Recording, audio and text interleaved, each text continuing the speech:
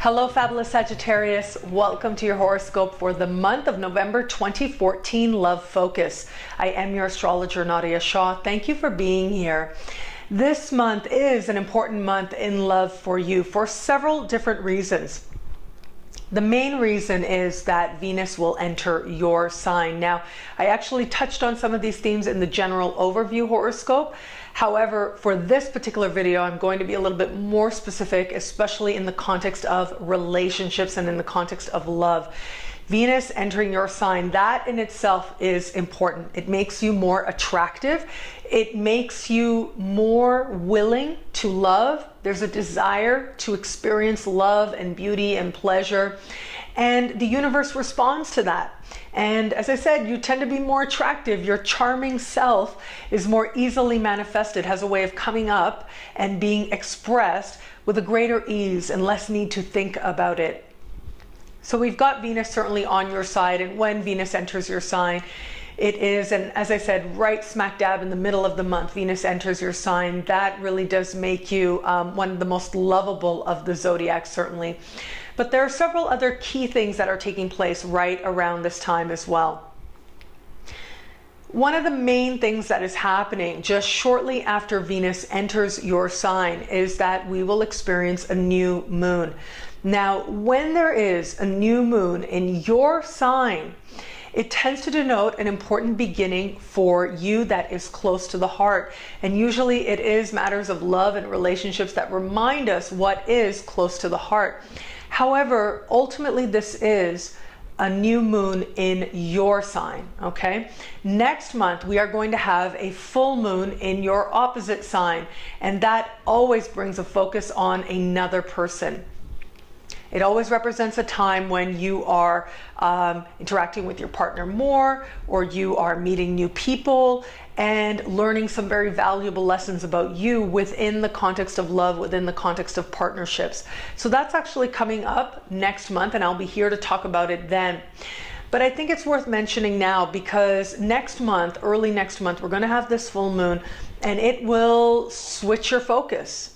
And so there is that importance for you to remember that this month is about what you really want. It is about you getting in touch in your heart of hearts with what it is that matters to you most, and what it is ultimately that is going to lead you in a direction of actually realizing those hopes and wishes, and especially the hopes and wishes that you have in love as well. The love that you desire to give, the love that you desire to experience, with the focus again on you. So what we have happening in the middle of the month is Venus entering your sign. A couple days later, a few days later, we have a new moon taking place in your sign. This particular new moon is happening at the very, very beginning of your sign. So the realizations, opportunities, understandings you have at that time in any area of life represent something new, the next thing, but the very, very beginning of the thing. Not necessarily anything full blown may show up, but important transitions are being made in your understanding of just what it is that is going to matter to you in the context of what you need to feel fulfilled. What do you need in your heart of hearts to feel like you are living true to yourself, and where does love fit into that?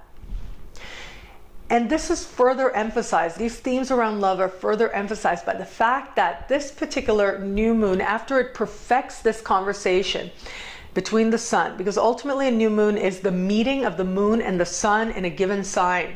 So the sun and the moon are going to meet at the very, very beginning of your sign, and then the moon is going to go on, because the moon moves a lot faster than the sun.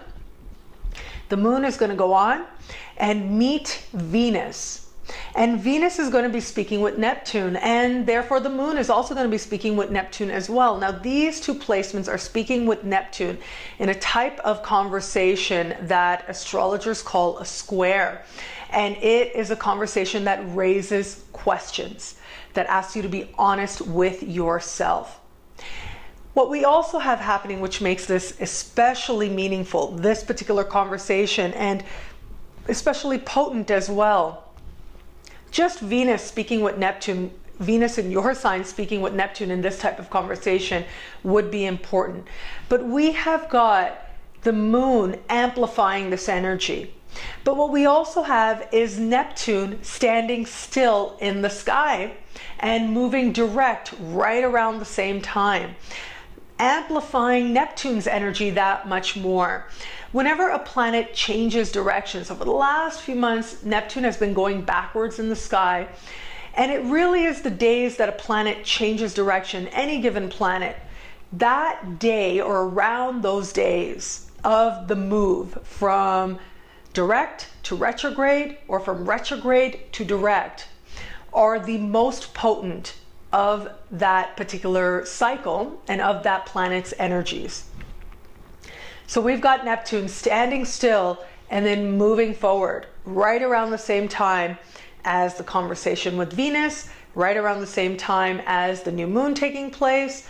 And just like it sounds, it really is a heightened sense of emotion, a heightened sense of love, and a heightened urgency, if you will. Not necessarily urgency, might not be the right word, but a heightened awareness, rather, of the questions that are there where it comes to love. This, at the end of the day, has in some respects reality check written all over it, especially considering the fact that just before the moon becomes new, the moon meets Saturn in the sky and then rushes into your sign and has this particular new moon. So that idea of a reality check becomes heightened with this. However, it's more about you looking at disappointment. So the reality check comes about by you looking at what hasn't worked in the past, what you are not so crazy about. It has to do with you sort of saying to yourself, okay, where have I gotten carried away? Where have I not wanted to see what's really going on here? Am I even seeing what's really going on right now accurately at all? And these are very, very valuable questions. I'm reminded of the many, many different ways that different people, philosophers and astrologers as well, have spoken about the value of letting go of a delusion as being so significant to personal growth, to spiritual growth, but also towards moving towards greater love. Letting go of a disappointment is a part of this, yes, but for some of you out there, I gotta be honest, there may be an element here of you actually having to look at what it is that has you feeling disappointed. And for some of you out there, I do think that there's going to be an element playing out here where it's been something that's been there for a while, but you haven't wanted to look at it. But allow yourself to do that. Allow yourself to be honest with yourself to do that, because that eventually is going to allow you a very sacred release, a very sacred purging, and at the same time allow you to have a fresh start. New moon, new chapters, new beginnings, personal new year. All of these are big themes. You're planting seeds. You're on to the next thing. That's what happens with a new moon. Neptune is right now, over the course of this decade and into the next, at the very bottom of your chart, at the very foundation of your sky, giving it a particularly important placement in your sky. I do think that this particular conversation between Venus and Neptune, if you are in an established bond, then this conversation, especially if you're living with somebody, is going to play out in that context of the home space. And so this could be how you feel about living with this person, where it is that adjustments can be made so that the home environment is more conducive to and more supportive of the type of love that you wish to experience. Where it is that you have felt like you've been brushing certain issues to the side, where it comes to what's happening in the home, this is going to be your chance to actually be honest with yourself and move forward on some of those issues as well. So there's a connection there between the living together part of it, the actual share, the space that the two of you share, and what is that going to mean going forward? Whether it comes down to a financial, are we going to divide the finances a little bit differently? Whether it comes down to the aesthetics of the place, or whether it comes down to habits and the way that each of you live in the privacy of your own fortress of solitude and how the two of you feel about that. All of these become issues that are highlighted for you now. and become emphasized around the home and around how can you better live together. And if other arrangements need to be made in the sense that, you know, maybe it is that, you know, we talk about the man cave, right? And women sometimes too go through phases where they want that fortress of solitude. I know I like to say it a lot, but I just love that metaphor. The fortress of solitude actually comes from the Superman mythology. And it essentially is this place out in the middle of the cold, the tundra, the North Pole or something. I don't know the specifics of exactly where it is, but it is this space that Superman goes to be away from the world, to talk to the sort of the image of his father, if you will, which is a very strong symbol of, really a very strong psychological symbol of speaking with your higher self. But that is really where he goes to get his sort of pep talks from the energy or the ghost or the hologram of his father, who reminds him that he has great things to do in this world and reminds him to be strong, reminds him to be clear. So Superman kind of needs that time away from everybody to return to the highest values that he knows to be true, to re-energize himself so that he can then go out into the world and more fully live what he believes is his purpose, to reconnect to that knowledge and knowing within his being, and then he can go out and actually live it. So I love that metaphor so much, and this might be, I do think that this is going to be a discussion around that, whether it's the man cave or the woman cave in some way. If one of you needs that fortress of solitude, what is that going to look like? Has one of you sort of energetically already begun to create that, and it's causing some issues there? So there is that element coming up as well. Do people need more space? Where is it that you can blend together a little bit more as well? And honor each other's right to connect with spirit in their own time and space while still sharing your spiritual journey. Those of you who have somebody sort of in your sphere right now, this, I mean, I do think that the whole idea of a reality check and looking at where maybe this person falls a little short of what you think you want is going to be one of the themes that arises for you, especially in the second part of the month. And ultimately, this is a new moon happening during a new moon in your sign, which tells me that it's probably not about that other person, which tells me that your answers might actually lie in you needing to change the way you understand yourself, what really matters to you, what it is that your heart truly desires, and begin again from that place. And so there is sort of this fresh opportunity on offer with that.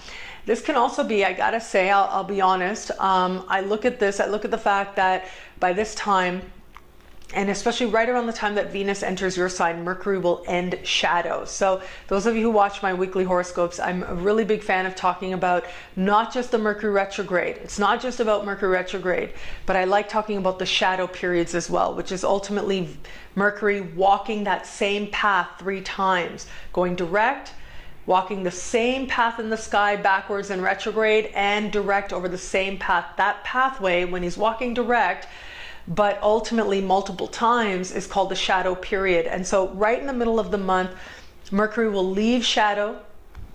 And once Mercury leaves shadow, you've got Venus entering your sign. And so this tells me that there is an element here of mental clarity and of understanding in a different way that maybe you hadn't before. When Mercury is in shadow, when Mercury is retrograde, it's about looking at what has been and resolutions of what has been.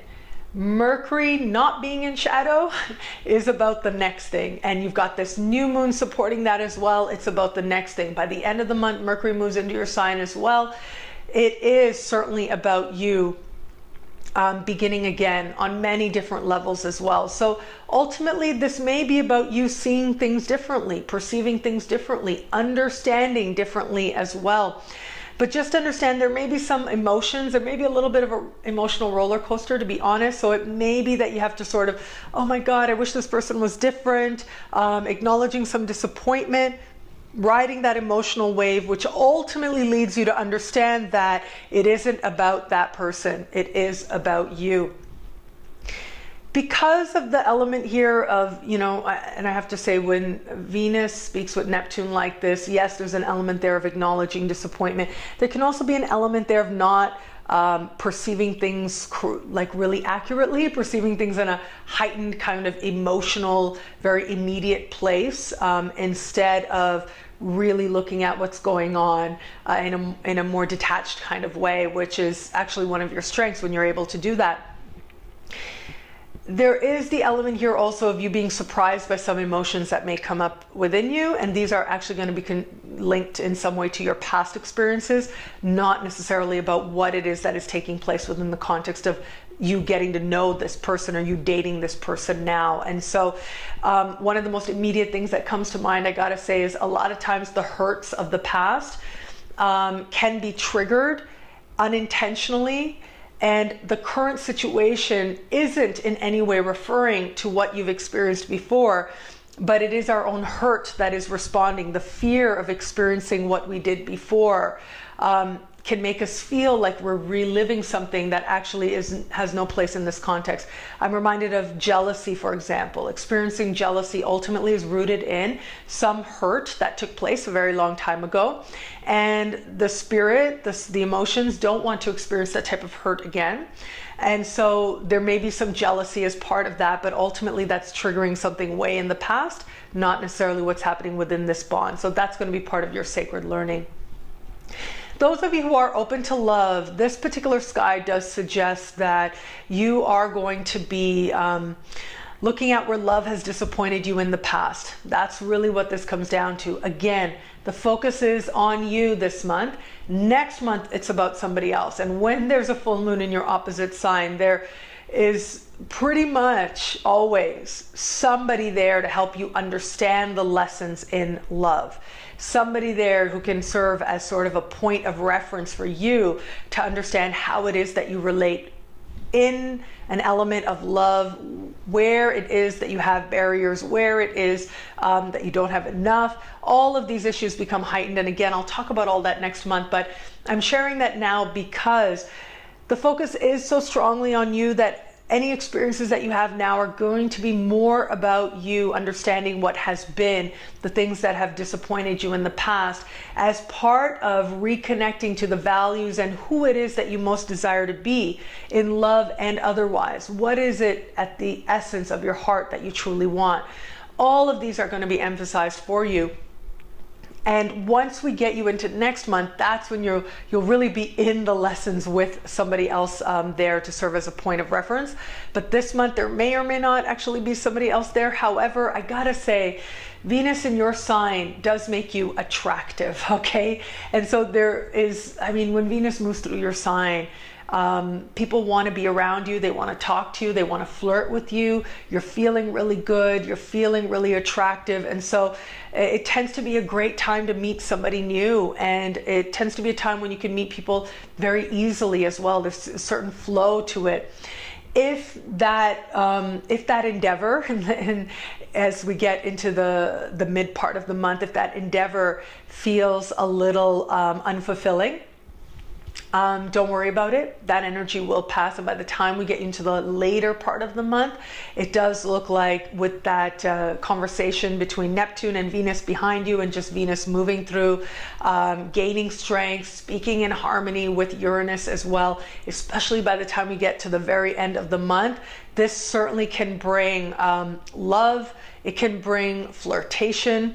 It can bring some powerful attractions as well, seemingly out of the blue. And if, at the very, very least, this is going to be you getting your flirt on in a way that really makes an impact on you to understand that there is something very beautiful about you, that there is a beauty that is recognized.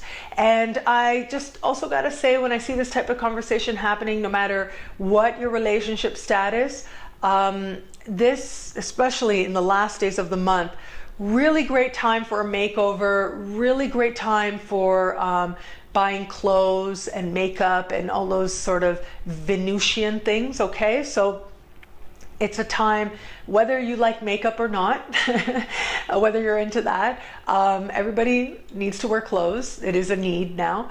And as a result, This can be a time when you find just things that you love, things that express yourself, things that just are of a much, much greater quality than you would expect, whether you would expect it for the price or otherwise. It does look like just a great time for you to redefine your look, to get a new haircut, to get a new style going, all of that. Very, very blessed. And you only get something like this about once a year. So if you have been looking at yourself and saying, I got to do something about this hair, I got to do something, this is self-love, in my humble opinion.